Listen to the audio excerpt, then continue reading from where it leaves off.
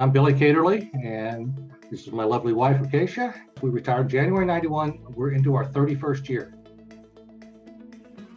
The 68-year-old Caterleys have spent the last 30 years of retirement bouncing around between the U.S., Mexico, and Thailand. The former restaurateurs didn't decide to retire early until after they turned 30. Billy, initially when I met him, was a trained French chef. So he worked in a lot of places in Michelin star restaurants and so on.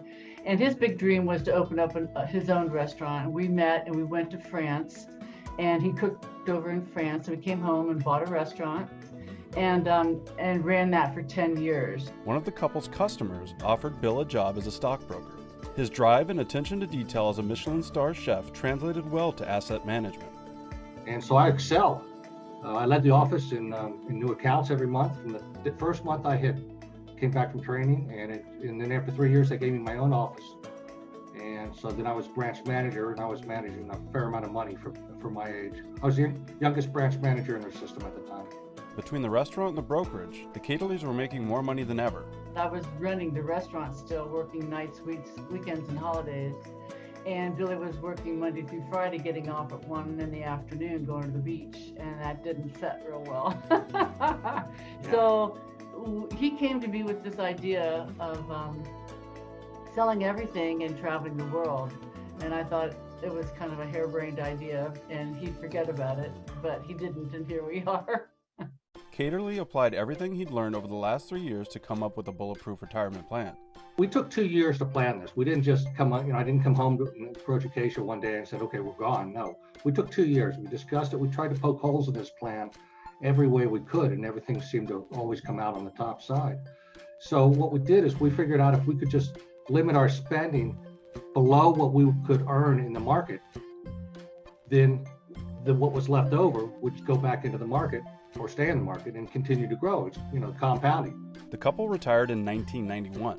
Now, when people retire early, many use the 4% rule, a principle that wasn't established until 1994. I saw from my experience at the brokerage business how much money other retirees whose money I was managing had. And I said, I got more than they got.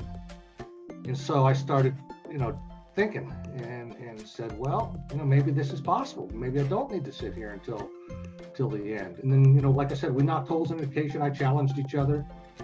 We had numerous high-volume discussions.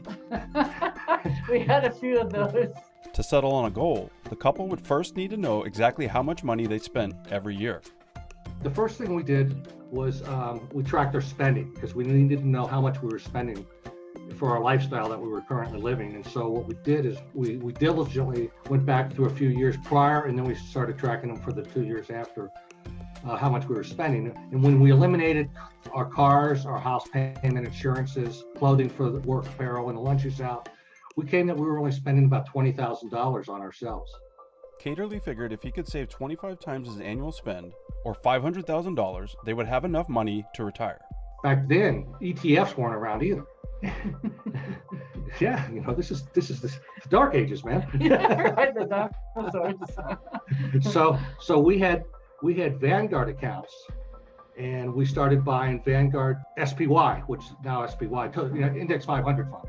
Then we switched everything over to ETFs back in the 2007, 2008. Caterley's initial nest egg of $500,000 has grown to over $1 million, outpacing inflation while funding their retirement through a series of recessions. We were invested in 1987 when the market went down 20+% in one day. So, that'll put a crease in your pants, I'm telling you. So, yeah. And then again in 91, right in there was another big hit. And then 2000, remember Y2K? Oh my goodness, yeah. And then we had the 2007 and 8 recession. The 2008 recession was the only time the couple ever considered re-entering the workforce. In that 2008-9, I think that was the first and last time we had that discussion, because it was our biggest hit since retirement. And when we thought about it, we'd have to get to a place, live in a place where we could find employment. Then we'd have to buy a car. And then we'd be back into that whole spending thing of how much it costs to work. The Caterleys now help others to retire early, and their best advice comes down to 2 rules. I would say to invest as soon as you can, as young as you can, get started now. to monitor your spending. That tracking spending is really important, because if you don't know where your money is going, you put it in your wallet and then it's gone. You got to learn your own finances, and you got to think of yourself as a business, and you're the CEO of your own business, of your financial health. So look at it that way, and get invested as early as you can for the young guys. Get in the index funds, and 10, 20 years down the road, you're gonna whoa.